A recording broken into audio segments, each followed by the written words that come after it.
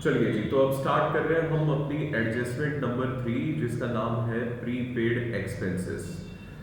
Prepaid expenses ध्यान से समझिएगा। प्रीपेड का मतलब होता है कि एक ऐसी पेमेंट जो आपने एडवांस में कर दी है। मतलब आप ये पेमेंट करते हैं इस साल, लेकिन वो इस साल का खर्चा नहीं है, वो अगले साल का खर्चा होता है। तो उसे हम कहते हैं प्रीपेड एक्सपेंस, क्योंकि हम एक साल के बेसिस पे ही अपने सारे अकाउंट बनाते हैं, तो हम टाइम पीरियड हमेशा 1 ईयर का ही कंसीडर करते हैं। तो मतलब जो इस साल आपने एडवांस में पेमेंट की for next year, that expense is known as prepaid expense. Prepaid expense को हम एक और नाम से भी बुलाते हैं, इसे अनएक्सपायर्ड एक्सपेंस भी कहा जाता है। Why unexpired expense? देखिए, एक्सपायर कोई भी चीज़ अगर हो जाए तो इसका मतलब ये है कि उससे हमें जितनी भी वैल्यू मिलनी थी ना, वो वैल्यू हमें उससे मिल चुकी है। खर्चों से हमें वैल्यू मिलती है बेनिफिट। मैं कोई भी अगर खर्चा करूँगा तो मैं एक ही पर्पज़ से करूँगा कि मुझे उससे कोई ना कोई फ़ायदा मिले, कोई ना कोई बेनिफिट मिले। ये पेन देखिए ज़रा बेटे, ये 10 रुपये खर्चा करके मैंने पेन खरीदा। क्यों?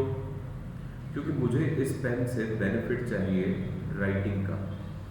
मान लीजिए कि ये सारे पेन की इंक खत्म हो जाए तो मैं ये कहूँगा कि मेरा ये जो खर्चा था ये सारा का सारा वसूल हो गया, मतलब ये एक्सपायर्ड हो गया।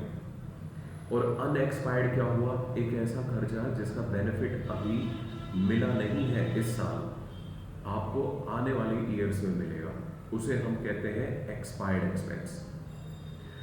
इस एडजस्टमेंट को भी हम 5 पॉइंट्स में कवर करेंगे, जैसे कि हमने पहली एडजस्टमेंट शुरू किया, जिसमें सबसे पहली चीज में मैं आपको बताऊंगा मीनिंग ऑफ प्रीपेड एक्सपेंस।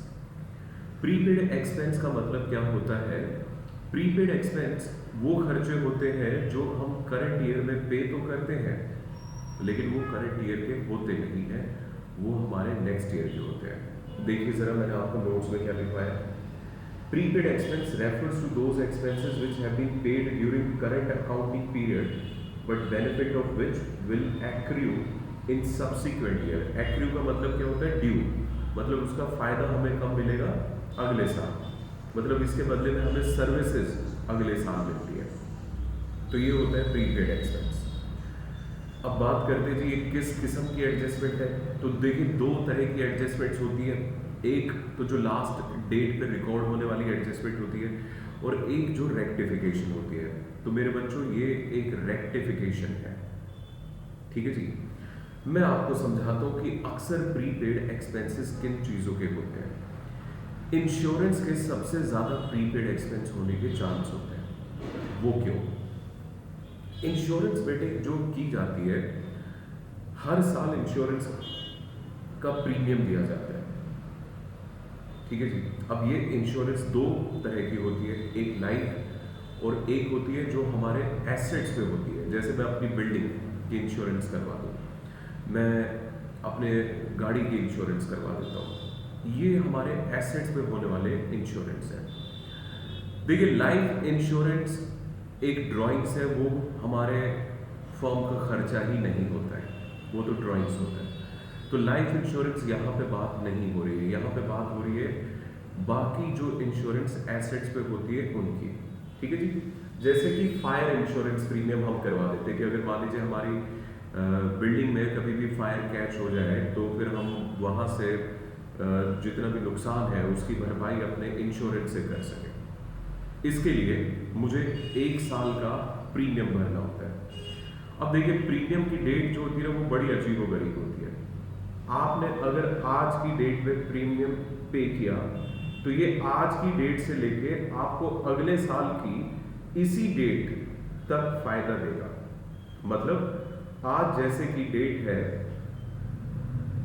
3 फरवरी, मैं अगर आज एक इंश्योरेंस लेता हूं तो मुझे इस इंश्योरेंस का फायदा जानते कब तक मिलेगा? अगले साल की 3 फरवरी तक, ठीक है जी। कंपनी ने या फर्म ने मान लीजिए कि एक खर्चा इंश्योरेंस का पे किया, और ये पे किया गया है 1 जुलाई को, 1 जुलाई को पे किया गया। इसे जरा ध्यान से समझिएगा जो बात मैं आपको बता रहा हूं। बेटे देखो, ये हमारा एक अकाउंटिंग ईयर है जो शुरू होता है अप्रैल 1, 2019 से, और ये एंड होगा मार्च 31, 2020 पे। हमने एक इंश्योरेंस करवाई और वो कब करवाई है? 1 जुलाई 2019 को। ठीक है जी, 1 जुलाई 2019 को अगर मैंने इंश्योरेंस करवाई तो इस इंश्योरेंस का फायदा मुझे 1 जुलाई से लेके जब अगला साल एंड होगा इसी डेट पे, यानी कि लगभग आप इसे समझिए जून 30, 2020 तक का मुझे बेनिफिट मिलेगा। और मान लीजिए कि 1 साल का मैंने खर्चा कितना पे कर दिया जी? 12,000 रुपये। ये पूरे 1 साल का खर्चा हमने पे किया, यहां से लेके यहां तक। करेक्ट। अब हमें अपने करंट ईयर का सही प्रॉफिट निकालना है, तो मुझे सिर्फ वही खर्चे लेने होंगे जिनका फायदा, मतलब जो एक्रू, मतलब जो ड्यू करंट ईयर में होते हैं। तो अगर मैंने यहां से लेके यहां तक कोई भी इंश्योरेंस पे की, तो इसमें से इस जुलाई से लेके जून तक के ईयर में ये जो 3 महीने हैं ये मेरे इस साल में नहीं आ रहे। ये कब आ रहे हैं? नेक्स्ट ईयर में। जबकि 9 महीने मेरे इसी साल में आ रहे हैं। इसका मतलब ये जो 12,000 रुपए का खर्चा हमने पे किया है, ये पूरा का पूरा इस साल का नहीं है। मुझे इसमें से 3 महीने का खर्चा क्या करना पड़ेगा? हटाना पड़ेगा। अगर 12,000 रुपये 12 महीने का खर्चा है, तो 1 महीने का खर्चा 1,000 हुआ और 3 महीने का खर्चा हुआ 3,000। तो 3,000 रुपये हमारे लिए कहलाएंगे प्रीपेड एक्सपेंसेस। 3,000 रुपये हमारे लिए क्या कहलाएंगे? Prepaid expenses. और जो 9,000 रुपये है वो हमारा इस साल का खर्चा माना जाएगा। ये होता है जी प्रीपेड एक्सपेंस। अब इसका पता हमें लास्ट डेट पे कैसे चलता है? देखिए, एक इंश्योरेंस प्रीमियम की ना पूरी एक पॉलिसी बनाई जाती है। उस पॉलिसी में ये सारी डेट लिखी होती है। जब लास्ट डेट पे अकाउंटेंट अपनी सारी बुक्स को बंद कर रहा होता है, अचानक उसके सामने वो पॉलिसी आती है और वो उसे रीड कर रहा होता है। 1 जुलाई से लेके 30 जून तक की पॉलिसी है। अरे बाप रे बाप, इसमें तो 3 महीने अगले साल के हो गए। तो वो 3 महीने जो अगले साल के थे, 3 महीने का खर्चा वो अपने पहले रिकॉर्ड किए गए इंश्योरेंस में से बाहर कर देता है, हटा देता है, क्योंकि वो इस साल का खर्चा नहीं है। और उसे दिखाया जाता है बैलेंस शीट में एसेट साइड में, क्योंकि उसका बेनिफिट अभी मिला नहीं, फ्यूचर में मिलना है। ठीक है जी, ये होता है प्रीपेड एक्सपेंस। तो देखिए, इसको लेके एडजस्टिंग एंट्री क्या होती है? एडजस्टिंग एंट्री अगर आपसे पूछी जाए तो एडजस्टिंग एंट्री होगी prepaid expense account debit to respective expense account. Prepaid expense, ये जो डेबिट हुआ, ये डेबिट क्यों हुआ? क्योंकि ये हमारे लिए एक एसेट है, ये कारण है जी इसके डेबिट होने का। अच्छा, ये जो रिस्पेक्टिव एक्सपेंस है, ये मैं क्रेडिट क्यों कर रहा हूं? जैसे कि मान लीजिए इंश्योरेंस है, इंश्योरेंस को हमने डेबिट कर रखा था 12,000 से, जबकि उसमें से 3,000 इस साल का खर्चा नहीं है। तो बेटे, अगर आपने ज्यादा डेबिट किया हुआ है तो आपको सही करने के लिए उस खर्चे को उसका ऑपोजिट अकाउंटिंग ट्रीटमेंट करके दिखाना पड़ेगा। मतलब अगर आपने डेबिट किया हुआ है तो आपको उसे उतने ही अमाउंट से क्रेडिट करना पड़ेगा जितना आपने ज्यादा डेबिट किया हुआ है। तो इस वजह से हम यहाँ पे खर्चे को करते हैं क्रेडिट रेक्टिफाई करने के लिए। ठीक है जी, तो ये बेसिकली क्यों क्रेडिट हुआ? क्योंकि हमें इसे रेक्टिफाई करना है। समझ आ गई बात? अब इसको हम फाइनल अकाउंट्स में किस तरीके से दिखाएंगे? तो देखिए, फाइनल अकाउंट में अगर तो ये इंश्योरेंस है तो ये आएगा P&L अकाउंट में। और अगर ये कोई एक ऐसा खर्चा है जो कि आपका ट्रेडिंग अकाउंट में आता है, फॉर एग्जांपल वेजेस है, तो वेजेस है तो वेजेस ट्रेडिंग अकाउंट के अंदर आता है। तो जहां कहीं का भी खर्चा गिवन हो, आपको उस खर्चे में से ये माइनस करना होगा जितना भी प्रीपेड है। आप क्या करेंगे, इसे डिडक्ट करेंगे रिस्पेक्टिव एक्सपेंस से। जिस किसी पे भी प्रीपेड एडजस्टमेंट गिवन है उस खर्चे में से हम इसे करेंगे माइनस। कारण क्या है माइनस करने का, क्योंकि ये इस साल का खर्चा नहीं है और हमने इसे पूरा खर्चा इस साल का दिखाया हुआ, तो सही करने के लिए हम इसे माइनस करते हैं और बैलेंस शीट में आ जाता है जी ये कहां पे, एसेट साइड में। करेक्ट। तो ये होता है इसका अकाउंटिंग ट्रीटमेंट। अब इसकी बात करते हैं वैल्यूएशन की। तो देखिए वैल्यूएशन कैसे की जाएगी, जैसे अभी हमने की थी 12,000 रुपए का खर्चा था टोटल एक्सपेंस पेड, मैंने उसे डिवाइड किससे किया, 12 से, तो एक महीने का खर्चा आ गया। फिर अगले साल के कितने महीने थे, 3, तो 3 से मल्टीप्लाई किया तो फिर क्या आ गया था, 3,000 रुपए। ये आप ज्यादा इसमें चक्कर में मत पड़िए, ये कोई इतना कॉम्प्लिकेटेड फॉर्मूला नहीं है भाई। 12 महीने का जितना खर्चा है उसे 12 से डिवाइड कर दो और जितने महीने का अगले साल में आ रहे महीने उससे मल्टीप्लाई कर दो, इसकी वैल्यूएशन हो जाती है, इसकी वैल्यू पता चल जाती है। तो प्रीपेड एक्सपेंस क्या होता है, 5 चीजें मैंने आपको इसके बारे में बताई। ये खर्चा एक ऐसा खर्चा है जो पे किया जाता है इस साल लेकिन रिलेटेड होता है नेक्स्ट ईयर से, ड्यू होता है नेक्स्ट ईयर में। दूसरी बात, ये एक रेक्टिफिकेशन नेचर की एडजस्टमेंट है। तीसरी बात, एडजस्टिंग एंट्री, इसकी प्रीपेड एक्सपेंस डेबिट होगा टू एक्सपेंस अकाउंट आएगा। अगर इंश्योरेंस है तो prepaid insurance debit to insurance, अगर वेजेस है तो prepaid wages debit to wages account, अगर सैलरी है तो prepaid salary debit to salary account. इस तरह से एडजस्टिंग एंट्री बनेगी। फाइनल अकाउंट में ये 2 जगह जाएगा, जिस किसी भी खर्चे में से हमें प्रीपेड गिवन है उस खर्चे में से इसे डिडक्ट करेंगे और बैलेंस शीट के एसेट साइड में दिखाएंगे। I have explain everything with you logic. ठीक है जी, हर एक चीज का मैंने आपको लॉजिक बता दिया है कि क्यों एसेट्स में आ रहा है, क्यों माइनस हो रहा है। करेक्ट है। इसकी वैल्यूएशन की बात करें तो valuation is not at all a big deal. आपको 12 महीने का खर्चा गिवन होता है, 12 से डिवाइड करिए और जितने महीने अगले साल के होते हैं उससे मल्टीप्लाई कर दीजिए, बस ठीक हो गया। हो गया जी। आइए अब इसमें एक एग्जांपल देखते हैं। देखिए अब जरा ध्यान से, एग्जांपल में क्या बताएगा। Prepare adjusting entry and final account, 2 चीजें मांगी गई है, एडजस्टिंग एंट्री और फाइनल अकाउंट। हमें ट्रायल बैलेंस गिवन है। इंश्योरेंस प्रीमियम डेबिट साइड में आ रहा है 2,40,000। अगर ये डेबिट साइड में आ रहा है तो इसका मतलब ये हमारा क्या था, खर्चा था, एक्सपेंस था।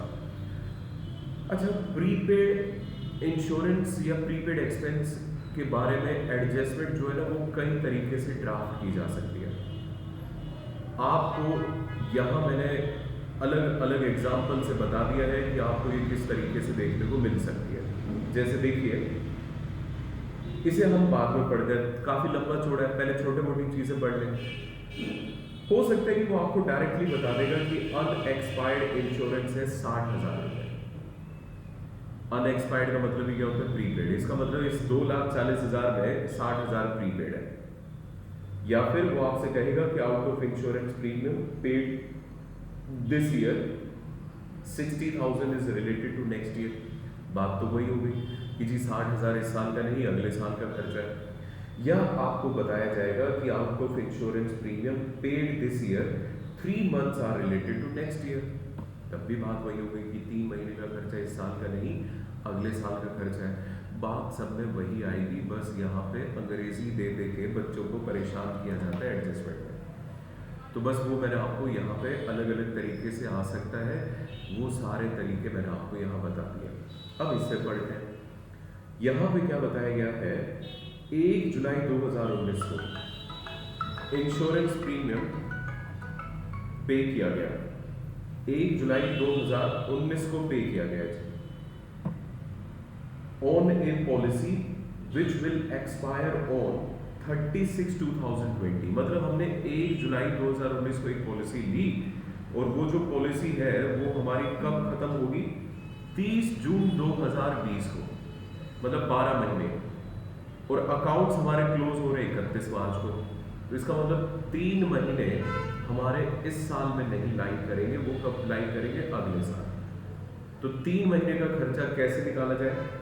आप 2,40,000 को डिवाइड कर दीजिए 12 से, तो बताइए कितना आता है? 20,000।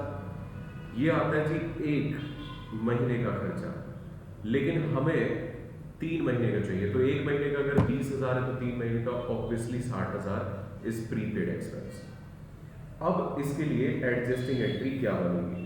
पहला हमारा जो रिक्वायरमेंट था क्वेश्चन का एडजस्टिंग एंट्री ही था, तो एडजस्टिंग एंट्री के लिए प्रॉपर फॉर्मेट बनाइए और यहाँ लिखिए prepaid insurance account debit to insurance account 60,000, 60,000 रुपये जितना प्रीपेड है वो हमने डेबिट कर दिया, और इंश्योरेंस को क्रेडिट करके हम ये दिखा रहे हैं कि इंश्योरेंस में से हमने इसे माइनस कर दिया। ओके, ये तो हो गया एडजस्टिंग एंट्री। अगर इसे फाइनल अकाउंट में रिकॉर्ड करना है, जैसे कि आपको एग्जाम में क्वेश्चन आएगा कि आपको इसे फाइनल अकाउंट में दिखाना है, तो हम कैसे दिखाएंगे? देखिए, इंश्योरेंस प्रीमियम एक खर्चा है और ये खर्चा इनडायरेक्ट एक्सपेंस है जो कि ऑफिस का खर्चा है, तो ये आएगा P&L में। तो पहले तो इस 2,40,000 को प्रॉफिट एंड लॉस अकाउंट में जिस तरह से मैं लिख रहा हूं, आप इसे इस तरीके से लिखेंगे, टू इंश्योरेंस इनर कॉलम में 2,40,000। अब आप इस पे एडजस्टमेंट पढ़ेंगे कि प्रीपेड कितना है? 60,000। उस प्रीपेड को यहां से माइनस करेंगे, क्योंकि 60,000 हमारा इस साल का नहीं अगले साल का खर्चा है। तो इस साल का इंश्योरेंस का खर्चा असल में हमारा था 1,80,000। यही 60,000 रुपए आप कहां लेकर जाएंगे? दूसरी जगह पर, बैलेंस शीट में एसेट साइड।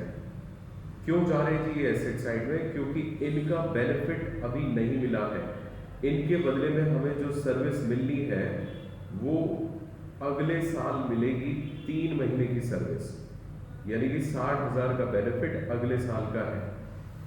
तो इस वजह से हम इसे एसेट्स में ले जाते हैं। ये होता है प्रीपेड इंश्योरेंस। जल्दी से बताइए कि आपको ये समझ में आया है या नहीं आया? Okay, very very good. बहुत ही आसान एडजस्टमेंट है बेटे।